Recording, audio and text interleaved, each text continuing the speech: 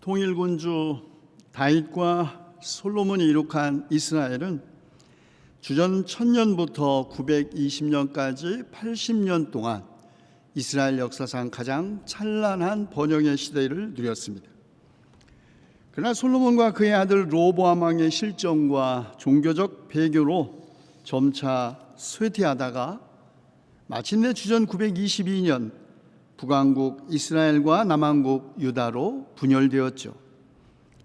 쇠퇴와 분열의 원인, 왕들의 외국과의 정략 결혼과 동맹 정책, 지역차별, 사치, 대규모 토목공사로 인한 민심 이반, 관료주의, 그리고 궁중 권력 정치 등이었습니다. 그런데 주전 8세기 북쪽의 아수르 제국이 남서쪽으로 영토를 확장하려고 정복 전쟁에 나섰습니다. 아수르의 군주인 디글랏 빌레셀 3세는 이미 주전 740년경에 북시리아 지역의 작은 왕국들을 모두 정복했고, 시리아, 페니키아, 그리고 팔레스타인의 소왕국들도 차례로 강제로 병탄하여 아주 무거운 조공을 바치도록 강요했습니다.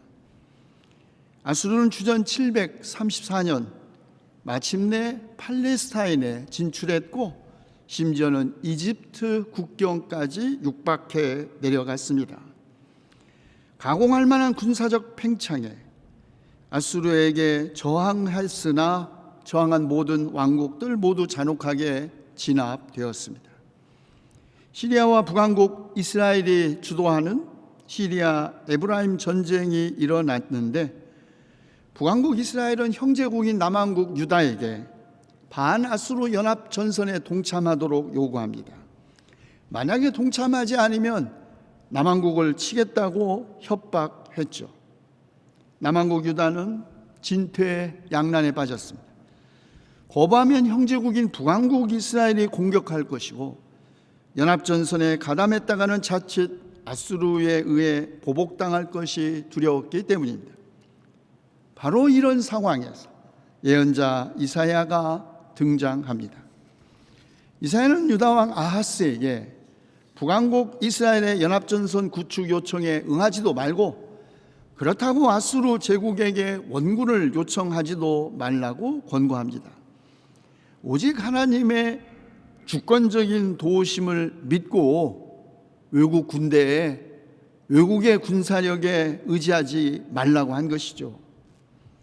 그러나 아하스 왕 이사야의 충고를 거부하고 형제국 북왕국의 침입을 막기 위하여 외국 군대 아수르에게 도움을 요청합니다. 깜짝 놀란 이사야, 아하스 왕에게 이렇게 말합니다. 지금은 아수르 제국이 유다의 해방자로 출병하는 것 같지만 결국은 아수르는 또 다른 정복자가 될 것이라고. 마침내 디글랏 빌레셀 3세는 아람을 완전히 멸망시키고 이스라엘의 북부 지역을 아수르 제국의 속주로 병탄시킵니다.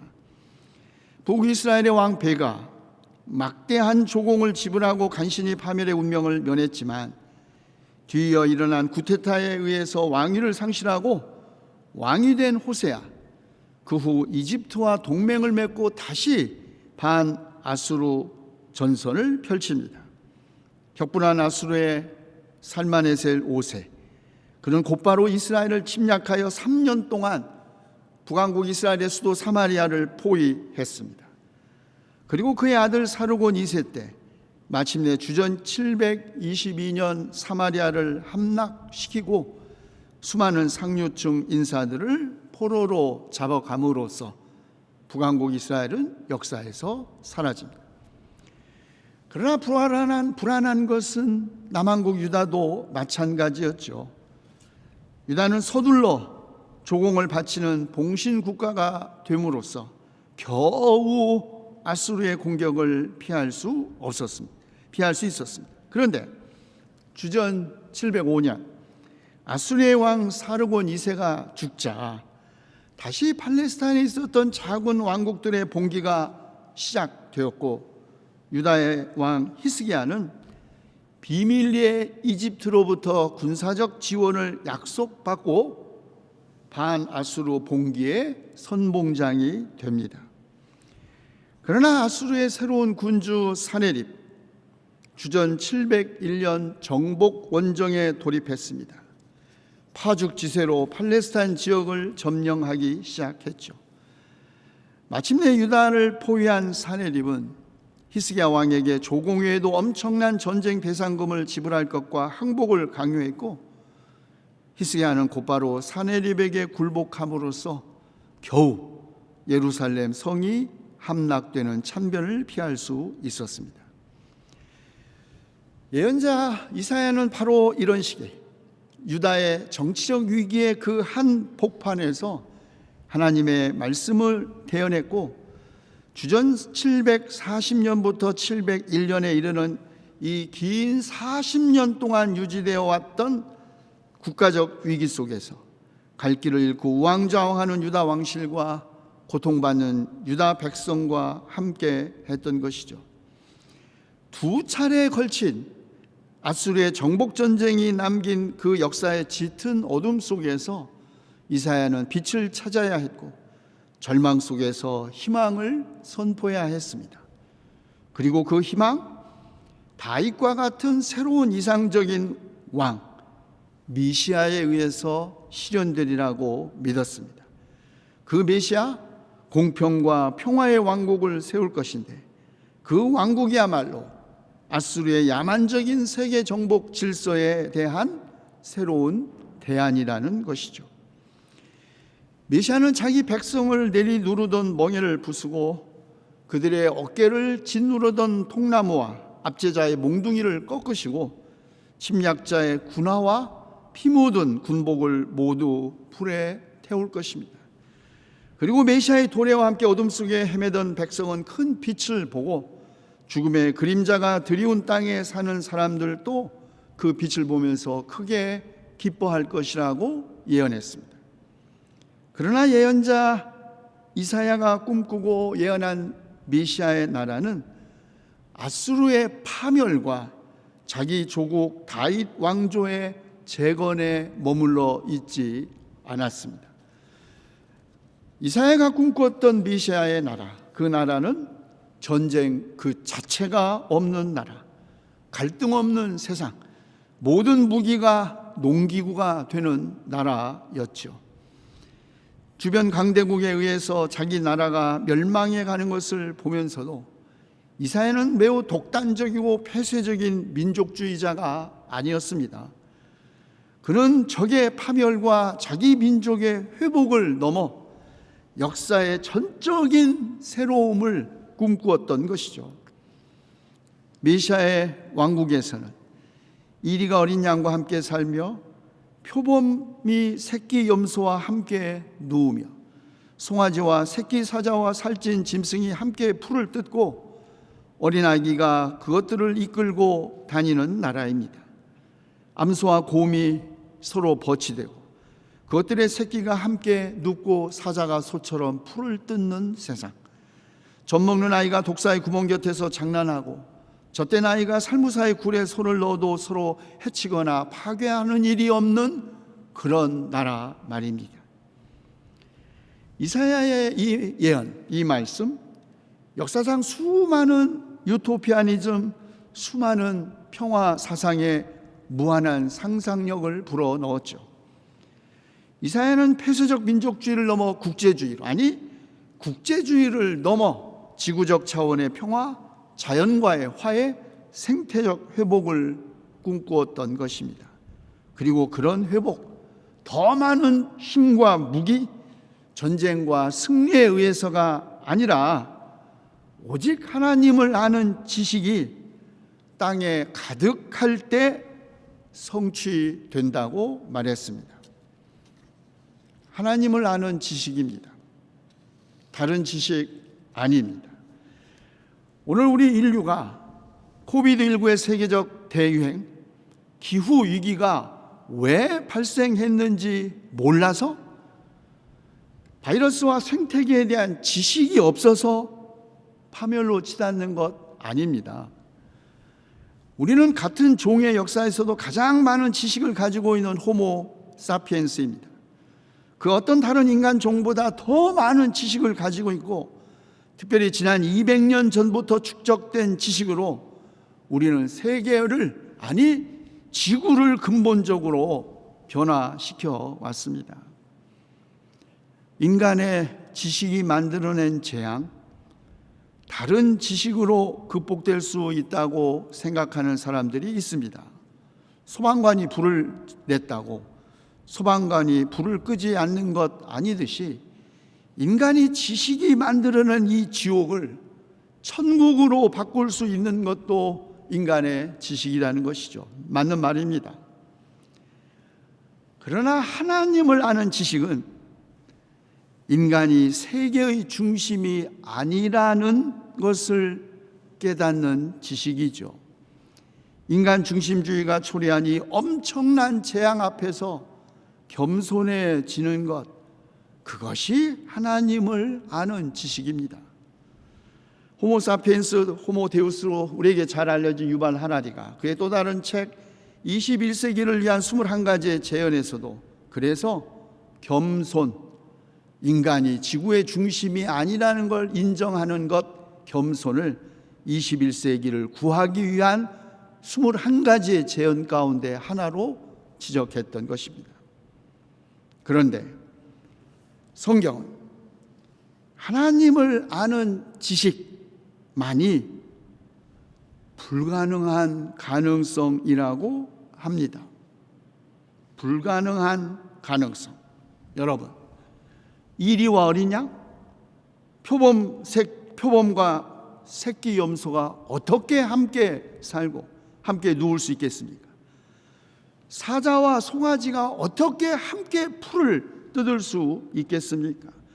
암소와 곰이 어떻게 서로 버시되고 젖된 아기가 살무사 굴에 물리지 않고 손을 넣을 수 있단 말입니까? 비현실적이고 불가능한 일입니다. 그랬죠. 바로 그러기 때문에 하나님을 아는 지식은 비현실적인 현실성이고 불가능한 가능성입니다. 달리 표현하면 믿음이죠. 그리고 이 믿음, 히브리서 저자가 말한 것처럼 바라는 것들의 확신이요 보이지 않는 것들의 증거입니다. 그렇습니다. 믿음 없이는, 다시 말해 하나님을 아는 지식 없이는 우리들의 경험과 상식과 예측을 뛰어넘는 전적으로 새로운 세계를 꿈꿀 수도, 꿈조차 줄 수도 없고 만들 수는 더더욱 없습니다. 성탄절, 불가능한 가능성의 사건이죠.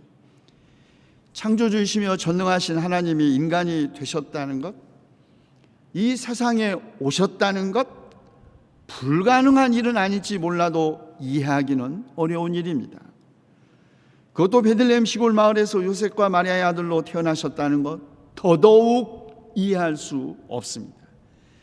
게다가 그가 십자가 처형을 받으셨다는 것, 있을 수 없는 일이죠. 어떻게 전능하신 하나님이 십자가에서 죽으실 수 있단 말입니까? 그래서 요한복음서 저자는 인간이 되신 하나님께서 세상에 계셨고 세상은 그로 말미암아 생겨났음에도 불구하고 세상은 그를 알아보지 못했다고 합니다. 전능하신 하나님이 기적과 권능이 아니라 고난을 받으심으로써 인류를 구원하신다는 것, 상상조차 할 수 없는 일이기에 세상은 주님을 알아보지 못했던 것이죠. 그래서 나다나엘도 나사렛에서 무슨 선한 것이 나올 수 있겠느냐고 빌립에게 물었던 것입니다. 그러나 그를 알아보고 그를 맞아들인 사람들도 있었습니다. 하나님은 그들에게 하나님의 자녀가 되는 특권을 주셨다고 합니다. 인간이 되신 하나님, 세상에 내려오신 하나님을 알아볼 수 있는 것은 인간적 능력, 혈통이나 육정이 아니라 인간의 이성과 판단을 뛰어넘는 놀라운 하나님의 능력에 의한 것입니다. 그래서 하나님을 아는 지식은 배워서 얻어지는 것이 아니라 다만 은혜인 것입니다. 우리가 하나님에 관하여 아무리 많이 안다고 해도 하나님의 능력을 믿지 않는다면 불가능한 가능성의 현실을 깨닫지도 경험하지도 못할 것입니다. 성탄절의 비밀은 바로 여기에 있습니다. 불가능한 가능성의 실현이 아기 예수님과 함께 시작된 날이라는 것이죠. 베들레헴 촌구석 여관에 방이 없어 구유에 누워있는 갓난 아기가 세상의 모든 권력자들을 두렵게 만들고, 그는 금관을 쓰지도 왕을 상징하는 홀도 가지고 있지 않는 맨손의 아기인데 그가 평화의 왕이라고 불리니 이보다 더 큰 역설이 어디에 있겠습니까? 전능하신 하나님이 멸시받고 버림받고 고통을 겪는 사람들을 돕기 위하여 스스로 낮고 천한 자리로 내려가시고 우리의 병든 몸을 치유하시기 위하여 스스로 병든 사람이 되고 우리가 받아야 할 고통을 대신 받고 우리가 겪어야 할 슬픔을 대신 겪고 우리 자신의 허물 때문에 그가 찔리고 우리의 악함 때문에 상처를 받으시는 일이 과연 종교사에 있을 수 있는 일입니까? 그런데 우리가 믿는 하나님, 그분은 그렇게 하기로 결정하셨고 그렇게 하시기 위하여 아기 예수님의 몸으로 이 세상에 오신 것입니다. 이것이 불가능한 가능성, 이것이 비현실적인 현실성 아니고 무엇이겠습니까? 성탄절의 비밀, 성탄절의 신비가 바로 여기에 있습니다. 절대자가 상대적 존재가 되고 영이 몸이 된 날, 말씀이 육신이 된 날, 영원한 생명이 죽음 안으로 들어온 날, 불멸의 존재가 필멸의 실존을 취한 날, 바로 이 날이 성탄절입니다. 주님은 그렇게 자신을 낮추심으로써 더 이상 낮아질 곳조차 없는 사람들, 삶의 가장 밑바닥까지 내려간 사람들 가운데 스스로 한 사람이 되셨고, 그렇게 하심으로써 우리의 영원한 구세주가 되셨던 것입니다. 기도합시다. 물이 바다를 채우듯 주님을 아는 지식이 땅에 가득하게 하셔서 더 이상 전쟁과 폭력, 가난한 사람들과 억눌린 사람들이 없고 정의와 성실이 넘치는 세상, 하나님의 자녀가 되는 특권을 받은 우리가 그런 세상 만들 수 있게 하여 주시옵소서. 우리 주 예수 그리스도의 이름으로 기도하옵나이다. 아멘.